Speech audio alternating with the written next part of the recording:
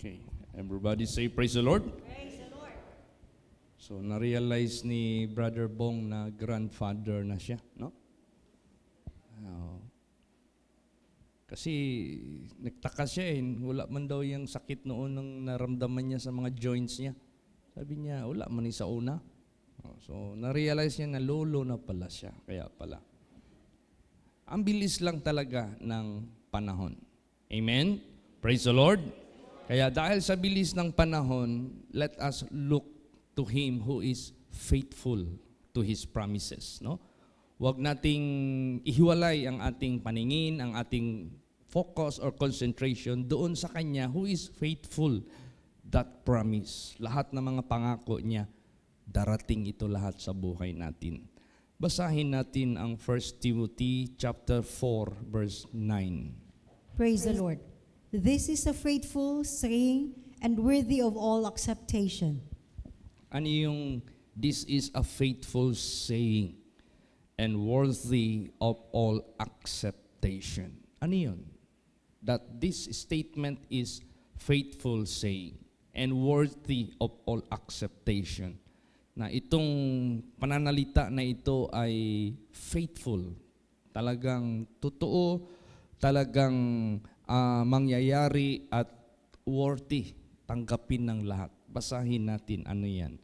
1 Timothy 4:8. Praise the Lord. For bodily exercise profiteth little, but godliness is profitable unto all things, having promise of the life that now is and of that which is to come. Ayan. This is the faithful saying and worthy of all acceptation, that bodily exercise profiteth little. Yun na nga yung aking na-consider kahapon nung naghatid kami sa labi ng ating kapatid na si Brother Jimmy Roa. Na from the chapel where we made our burial service, ihahatid na namin doon sa site ng kanyang libingan. So nagpas through kami ng maraming mga lapida kasi bago kami dumating doon sa pathway or pathwalk or daanan ng sasakyan papuntang o yung kanyang lupa na nabili para libingan nila. Yun na nga, nakita ko ang mga prominent families na mga apelyido na malimit kong nababasa, naririnig sa mga kapahayagan. Nandoon sa isip ko, wow, even though how famous you are in this world, still isa lang ang patutunguhan together with the common people. Yan, ano yan? That is faithful saying and worthy of all acceptation. Now, ito namang sinabi dito, that bodily exercise profiteth little. No? Kung nakafocus lang tayo sa bodily exercise. Pag sinabing bodily exercise, it is concerning our life here on the earth. Bodily, physically, materially, temporarily. Pag yan lang ang ini-exercise natin na ating naging goal, yung ating pinagsisikapan, wala na tayong pakialam what will be on the following after sa buhay natin sa sanglibotang ito. So these are all just bodily exercise, but profited little. Kaunting pakinabang lang. Kaunting panahon lang.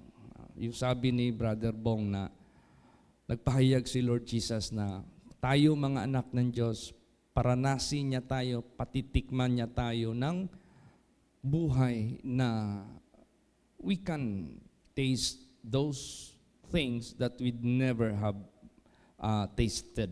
We experience the life which we never had experienced. Yung bang binigyan ka ng Diyos ng kahirapan, tapos wala na sa vocabulary mo yung kaginhawaan.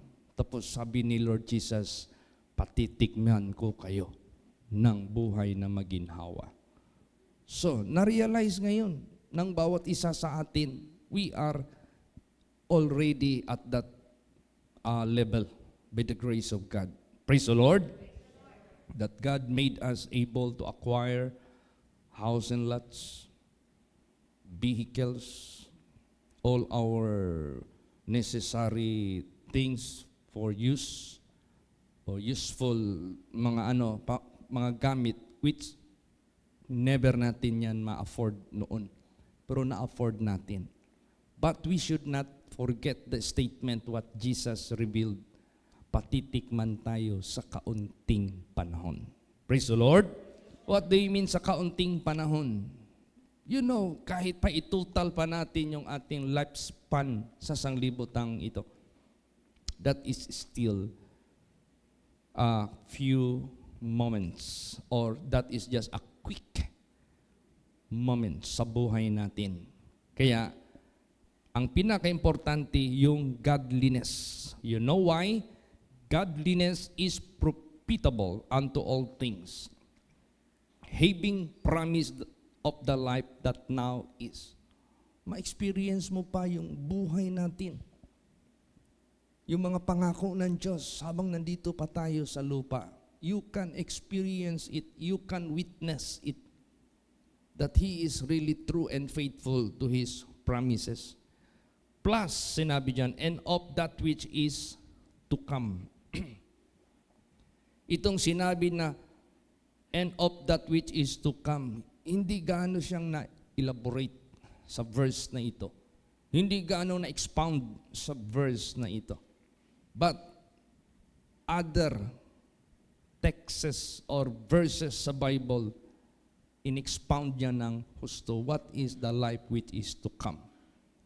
That is our eternal privilege, eternal blessings, eternal good promises of God na hindi basta-basta kung iisipin natin. And that is faithful saying. And that is acceptable. Talagang totoo lahat ito. Mangyayari talaga ito. Praise the Lord. Kaya yung pagka-godly natin, na dumating na sa buhay natin, diyan na tayo mag-focus. No? Diyan na natin ito alagaan. Ito na yung pinaka-treasure sa buhay natin, which never and none of this world can give. Walang anumang bagay sa mundong ito na kayang magbigay nito na ating kakamtin. At short lang yung buhay natin sa sanglibutang ito. But endless yung buhay natin na hinanda ng ating Panginoong Diyos. So, ang ating buhay become improving, nagle-level up, abounding. Iba ang nasa Panginoong Diyos. We are not deteriorating, we are not diminishing, but we are improving, we are going upward way, we are leveling up, and we are soaring high. We are together with the Creator of everything. He is so high, napakatayog, napakataas ng kanyang kadakilahan, ang kanyang kayamanan. And remember, He would like to make us all together with Him. Gusto niyang isama tayo sa kanyang glory. Amen? Praise the Lord. And that is faithful saying. Remember that. Kanina habang nagme-meditate ako, Lord, what will be your message this afternoon? Evangelistic service. And winisper ni Jesus sa akin, anak, hanapin mo yung aking mga salita dyan, yung faithful and true and acceptable saying of mine. Na gusto lang ni Jesus Christ, lahat ng kanyang mga binibigay sa atin na highlights sa kanyang mga good promises sa buhay natin, these are faithful sayings of God. This is acceptable. Praise the Lord. Another, basahin pa natin. 1 Timothy 1:15. Praise the Lord. This is a faithful saying and worthy of all acceptation, that Christ Jesus came into the world to save sinners, of whom I am chief. This was spoken by Paul, who was Saul before. Now, kung nasalita ito ni Paul, we can also picture out ourselves that we have the same status of the life of Paul. This is faithful saying and worthy of all acceptation that Christ Jesus came into the world to save sinners, of whom I am chief, meaning to say, I am the living example of people of this world that are sinners. Ako, isa ako. Ako pa yung isa na pangulo nito. Ako pa yung isa yung mga nangungunang makasalanan sa sanglibutang ito. And this is indeed true and faithful saying that Christ came to save sinners. Isa ako. Tayo, how can we picture out ourselves before? Lahat tayo mga makasalanan. And indeed, He saved us. Indeed, He forgave us. Indeed, He changed our lives. Binago niya tayo. Gi-change niya ang buhay natin. To God be the glory. And that is indeed true and faithful statement of God, that He came to save sinners. And we are of those sinners. Praise the Lord, na iniligtas ng ating Panginoong Hesus Kristo. So anong naging testimony niya? Ano ang naging direksyon ng buhay ni Paul? Isa pala siya doon sa mga makasalanan whom Christ saved. Basahin natin 1 Timothy 1:16. Praise the Lord. Howbeit, for this cause I obtained mercy, that in me first Jesus Christ might show forth all long-suffering, for a pattern to them which should hereafter believe on Him to life everlasting. Ayan. Yan na yung testimony ni Paul bilang chief sinner na iniligtas ng ating Panginoong Diyos, how He obtained mercy of God. In me, first Jesus Christ might show forth all long suffering, for a pattern to them which should hereafter believe on Him to life everlasting. Siya na makasalanan na iniligtas ng ating Panginoong Diyos, ginawa siyang pattern sa mga long sufferings na naranasan niya sa buhay for Christ's name's sake. And this is for the benefit hereafter to them that believe Him on the future. So ganun sa buhay natin. Hindi lang basta niligtas tayo ng ating Panginoong Diyos without any after effect to other people. Niligtas tayo ng Diyos, meron itong epekto sa mga tao na nasa unahan natin o nasa likuran man natin, na someday somehow maniniwala sila kay Lord Jesus Christ, ginawa niya tayong ihimplo sa tinatawag ng mga long sufferings. Praise the Lord! Yung ating pagtitiis for the gospel's sake, yung ating pagtitiis for the word of God's sake.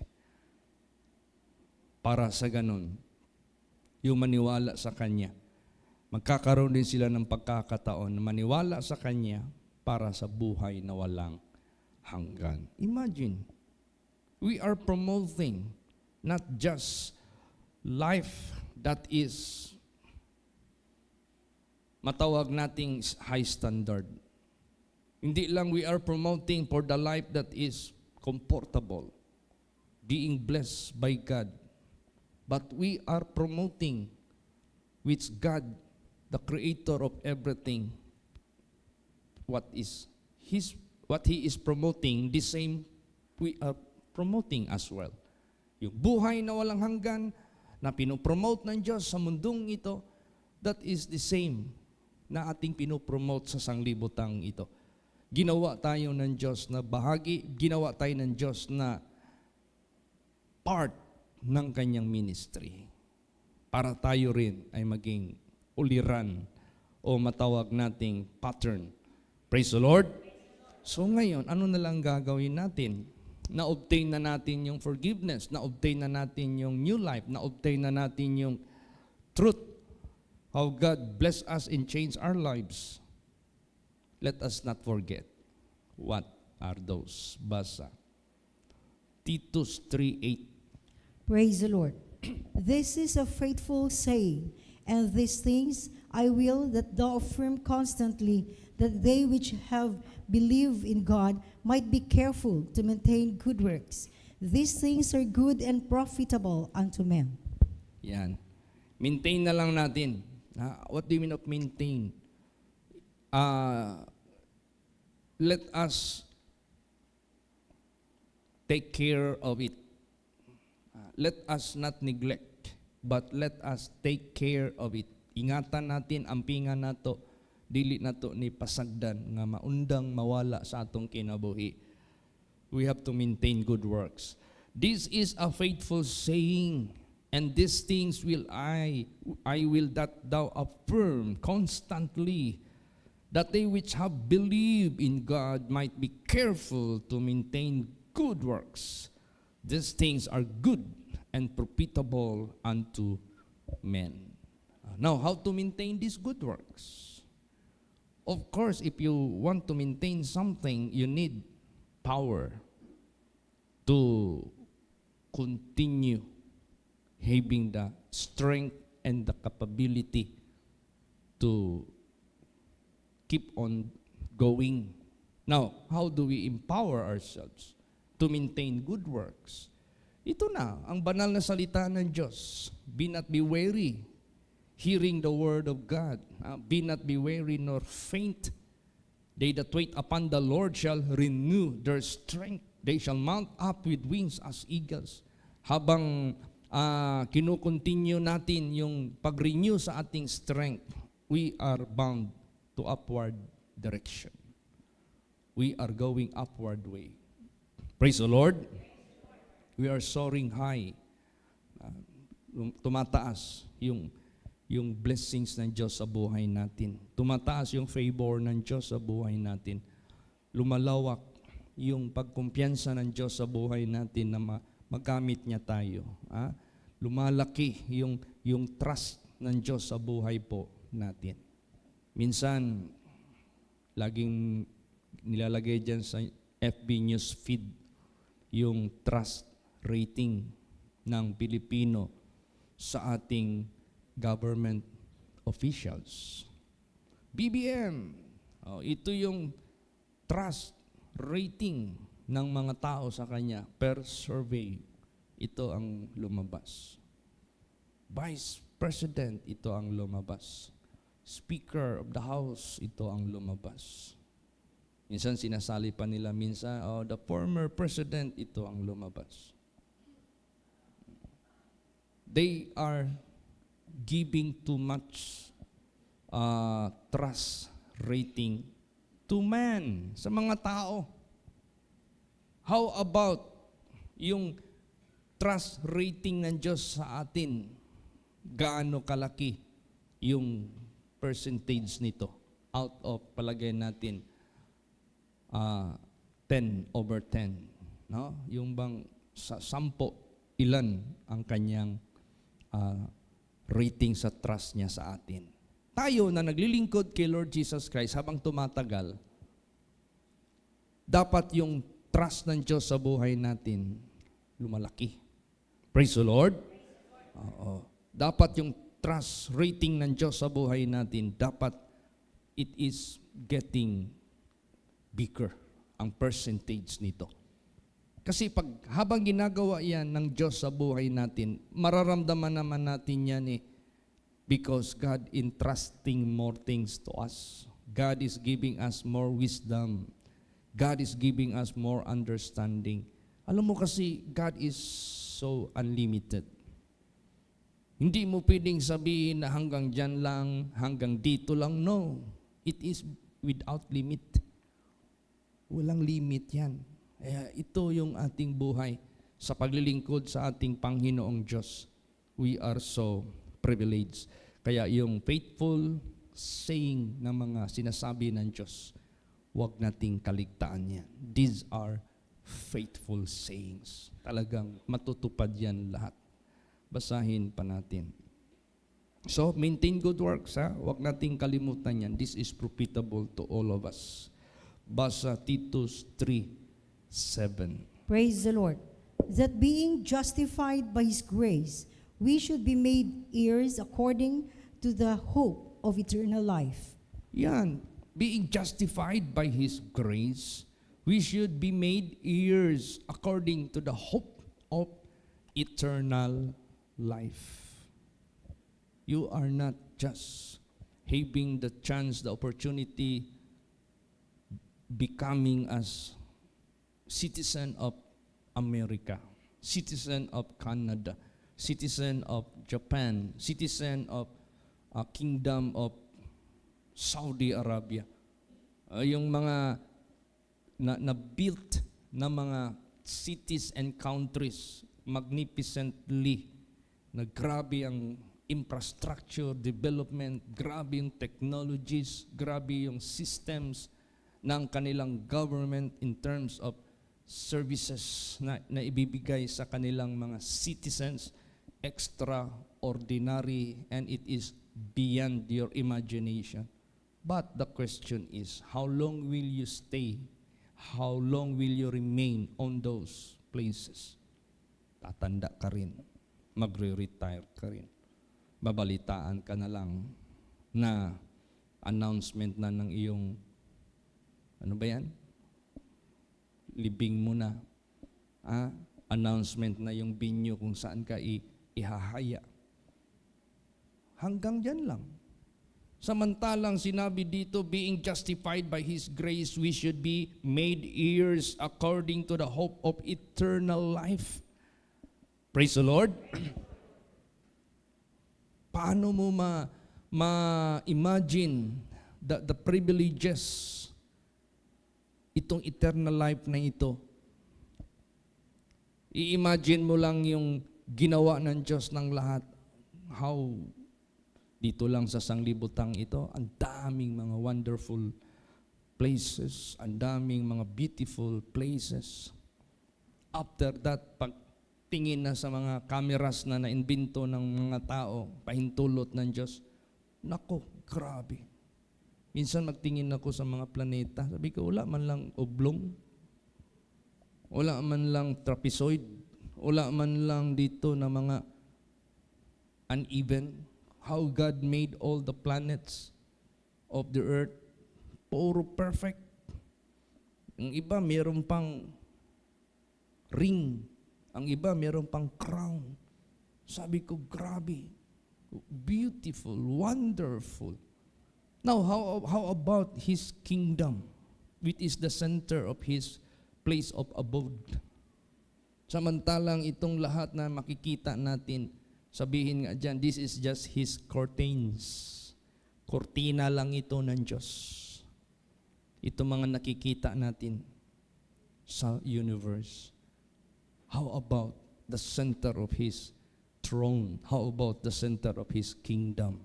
How it look like? Ano kayang hitsura? And remember that is the venue, that is the place wherein He will bring us. Doon niya tayo dadalhin. Hindi basta-basta yan. Praise the Lord. Why Jesus Christ asked the people of the world, prioritize the kingdom of God.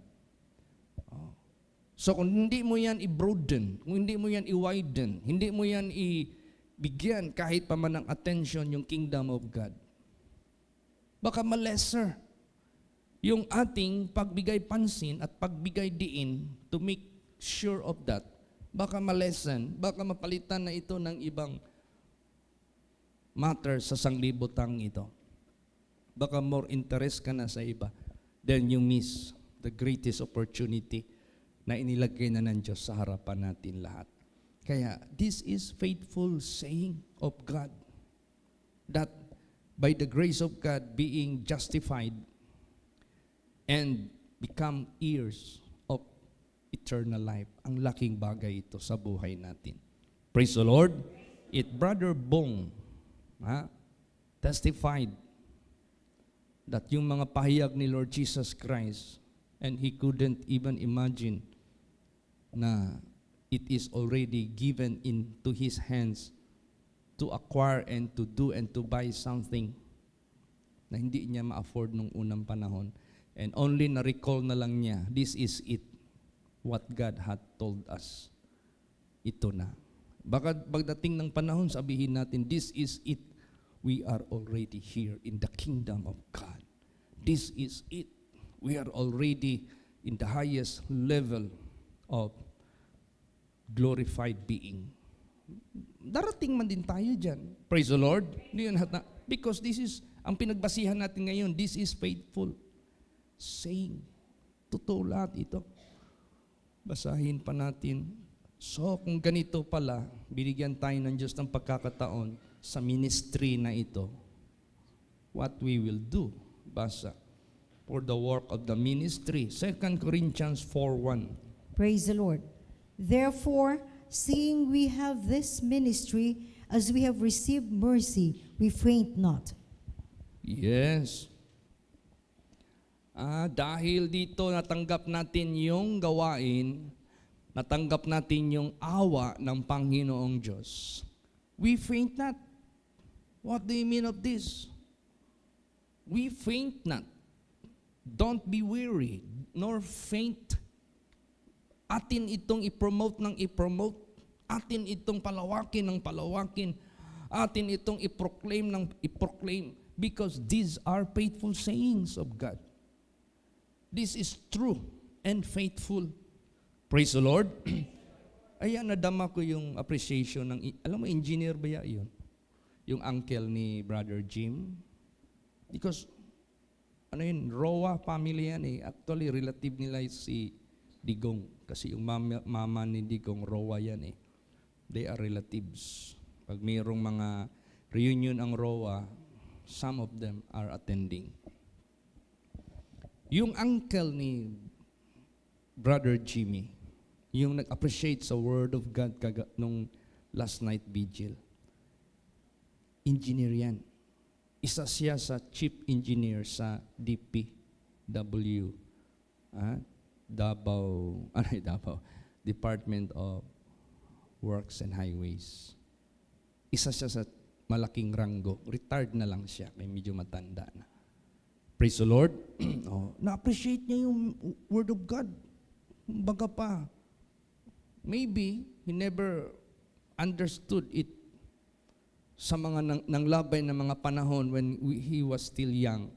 Nung may edad-edad na siya, nakarinig siya ng gospel, doon niya narinig yung mga eternal matters na talagang faithful na sinasabi ng Diyos. At naintindihan niya how to go there, naintindihan niya how it is being not worthy, na-explain niyan sa Word of God, so doon niya na-appreciate. Kaya to God be the glory. Let us promote. Meron pa doong kapatid ni Brother Jimmy. Nung nandoon na kami sa libing, alam mo, Pastor, kilala ba kita? Nung last night, pansin ko man, hindi ka man nagpansin sa akin. Pero kilala ba kita? Paano naman ako magpansin sa kanya na hindi ko naman din talaga siya acquainted, hindi ko naman talaga siya kilala. Maybe, magtinginan lang, siguro nag-expect siya na kilala niya ako, kilala ko rin siya. Sabi ko, sorry talaga. I never realized that you are one of the, isa ka pala sa sister ni Brother Jim. Kasi sa lahat ng kanilang magkakapatid, she is the only one girl. Siya lang ang babae. At wari ko, si Brother Jim is the eldest. She is next to Brother Jim. Sabi ko sa kanya, paano mo ako nakilala? Sabi niya, I heard you already. Yung boses mo, acquainted ko na. So, sabi ko, itong gospel pala ni Lord Jesus Christ na na-spread through this FB and YouTube, marami na palang mga tao na na-acquaint nila yung boses natin. tsaka yung Word of God. Ay, pasalamat tayo sa Diyos. Praise the Lord. Na by this, ginamit lang yung COVID-19, ginamit lang yung lockdown, na magkakaroon tayo ng system na kahit hindi kayo makapunta sa simbahan due to lockdown, we can still perform our services in the church. Kaya nga lang, you cannot be inside of the church physically, but you can still join by online. Eh nakita natin na maraming naka-benefit sa mga nasa overseas, nasa abroad na mga workers na sustain yung kanilang spirituality. Hindi na sila nahirapan. They are not struggling as what they struggled before, na kung saan-saan sila hahagilap na magtawag kay Pastor Tam, magtawag insan sa akin, tapos ilagay yung cellphone dyan, tapos minsan static pa yung signal, minsan yung mga backgrounds naririnig. Samantalang God made us a way that quality of sound clear, ma-deliver yung Word of God sa kanila, and can be also stored. Mai-store pa natin sa YouTube. Mai-store pa natin sa FB. Doon ko nakita na, praise the Lord, thank you Jesus. Pinapalawak ni Jesus yung opportunity na ma-spread yung kanyang gospel na pinipreach dito by the grace of God. So if they felt the privilege of such Word of God, lalot na kayo. Praise the Lord. Alam ko, damang-dama rin ninyo. So itong ministry na binigay ni Jesus sa atin, never be weary. Huwag manghihina ang bawat isa. Praise the Lord. So, may nagsabi sa akin, Pastor Chit, parang sunod-sunod naman yung kinuha ni Lord Jesus na mga kapatiran natin. Sabi ni Pastor Tam sa akin, Pastor Chit, nag-service din ka pala ng patay? Kagagaling ko lang din sa Palawan, di ba? Oo. So, ibig sabihin yan, naging busy kami ngayon attending yung mga kinukuha ng Diyos. Kasi revelation ni Lord Jesus yan eh. Mga anak ko, pag makita ko na worthy na, hindi ko na lang hayaan na hahaba pa yung buhay ng aking mga anak. Baka madisgrasya pa yung kaluwasan nila, yung kaligtasan nila. So, I rather take them up into my presence. O yun, sunod-sunod na. Si Brother Digol, meron ng pahayag na siya sanctify na siya. Pero nag-text sa akin kahapon lang habang nagbabiyahe kami, Pastor Chit, salamat po sa prayer, okay na naman ako. Magaling na naman ako. Because may mission pa siguro ito si Brother Digol. Praise the Lord. Ilang beses na ba yan ang hupong dito? Nakita nyo minsan mawala ng tinig si Brother Digol. Minsan, ilang araw yun mawala dito. Nagsusustain lang yan sa online. Nakikinig ng Word of God. Pag medyo mahirap na yung kalagayan niya, magtawag agad yan sa akin sa messenger. Pastor Chit, pray ko ng hupong na ko. Unsa man, itugyan na taka kay Jesus. So, itugyan ako. Ilang beses ko na kayang itugyan yan. Pag hindi mo pa talaga panahon. Praise the Lord. Sabi ko, alam ko naman na siguro gusto pa ni Jesus gamitin siya sa mga anak niya kasi hindi pa nagkakaisa yung mga anak niya eh. Praise the Lord. Kaya tayong lahat maghanda. Basa 2 Timothy 2:11. Praise the Lord. It is a faithful saying, for if we be dead with Him, we shall also live with Him. Yan, it is a faithful saying, for if we be dead with Him, we shall also live with Him. So death is no longer a threat to you. Hindi na yan threat sa buhay natin ang kamatayan. Praise the Lord. Hindi na. Because if we be dead with Him, we shall also live with Him. No. I-compare mo yung we live here in this world, at saka yung if we will live together with Him in His kingdom, which better? O siyempre, yung sa kaharian ng Diyos, sa kanyang kaluwalhatian na walang hanggan. Ang dami ng tao nag-testimony, ang dami ng mga tao na nagsasalita. Alam mo yung mga iba-ibang religion na mga active Buddhists, mga monks, mga Islams, mga Hindus, dami kayang nakaano dyan sa YouTube. Makinig kayo sa mga testimonies nila.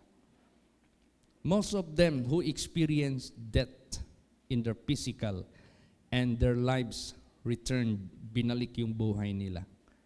Doon nila na-encounter si Jesus Christ. Praise the Lord. That among the gods and the prophets and the leaders whom they learned and believed, only Jesus is alive. Si Jesus Christ lang ang buhay. Alam mo yung Islam na imam na sinabi ko sa inyo, after nakita niya doon si Muhammad, yung mother niya, kung sino-sino pa nakita niya sa hell, biglang nagbago yung atmosphere. Nakita niya yung heaven. Nakita niya yung isang trono doon. Nakita niya yung nakaupo doon na hindi niya maaninagan ang muka.